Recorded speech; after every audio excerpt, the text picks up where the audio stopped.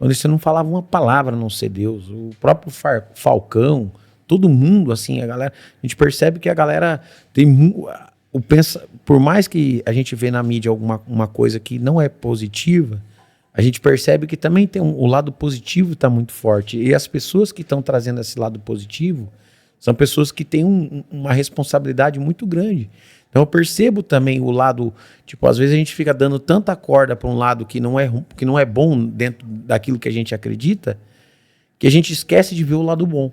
Esquece de ver, esquece de analisar, de falar, nossa, olha essa pessoa, olha isso, mudou, as coisas estão mudando, as pessoas estão falando de maneiras diferentes, estão usando Deus, estão procurando a fé, e isso é interessante, né, pastor? É porque o relacionamento com Deus, ele parte de um princípio, eu falo muito isso com muitas pessoas, que eu atendo muita gente, converso com muita gente, e assim, existe uma coisa que a Bíblia diz, ser fiel no pouco, que no muito eu te colocarei. Sabe? A gente precisa entender. O que é bom não dá ibope. E aí, corre. O que é bom não dá ibope. Ajudar os outros não dá ibope, sabe? Falar de Deus não dá ibope muitas vezes, sabe? Então, assim, por que pessoas conseguem chegar lá e conseguem dar glória a Deus e falar assim, antes de tudo eu quero dedicar esse prêmio a Deus, porque se não fosse Deus. Porque só quem passou pelo tempo da aflição e da dificuldade sabe o que é fidelidade. Fidelidade não é provada quando você está lá em cima. Fidelidade é provada quando você não tem nada. Sabe? Então, assim, se você diz que eu sempre digo, e lá vai a minha frase fantástica, todo mundo tem Deus na boca, mas no coração não tem. Todo mundo diz que ama a Deus, mas das 24 horas do seu dia, 9 você passa no celular. Quando é o tempo que você tirou para dobrar o seu joelho, tem um tempo para agradecer a Deus. Entendeu? Deus não se movimenta por coisas grandes, Deus se movimenta por coisas pequenas. Tanto que a Bíblia fala, se você tiver fé do tamanho de um grão de mostarda, é uma coisinha insignificante com poder tremendo. Deus não precisa que você seja grande, Deus simplesmente precisa que você seja pequeno na mão de um Deus grande. Isso aí. Pastor, acho que o assunto hoje que eu já queria ter conversado com o senhor é sobre Jesus, né? Logicamente que a gente conhece a história um pouco sobre Jesus, mas o tema, logicamente, é sobre a data que a gente está falando do Natal, né? Sobre o Natal, acho que a palavra, se eu não me engano, tem a ver com natalidade, né? Nascimento, algo assim, mas a gente é sabido que essa data não tem nada a ver com o nascimento de Jesus, né, pastor? Na verdade, assim, quando a gente pensa em Natal, o que vem na sua cabeça? Árvore, Papai Noel, presente, ceia de Natal, né? Pessoal se reconciliando, que essa época essa é a época internacional do pedido de desculpa, me perdoa, eu te amo. E vamos botar a bola para frente. Esse é o momento, né? Não tem demérito nenhum, mas o Natal, tem muita gente que há um tempo, e agora os religiosos de plantão vão saculejar da cadeira, né?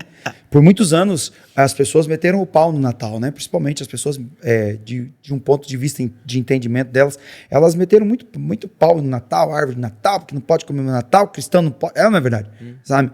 E eu sou dessa época um pouco mais rígida. E hoje, como eu olho para as pessoas que estão comigo, eu falo assim, celebre. Aproveite essa época, porque essa época o mundo todo se curva diante de um dos eventos mais enigmáticos da história da humanidade.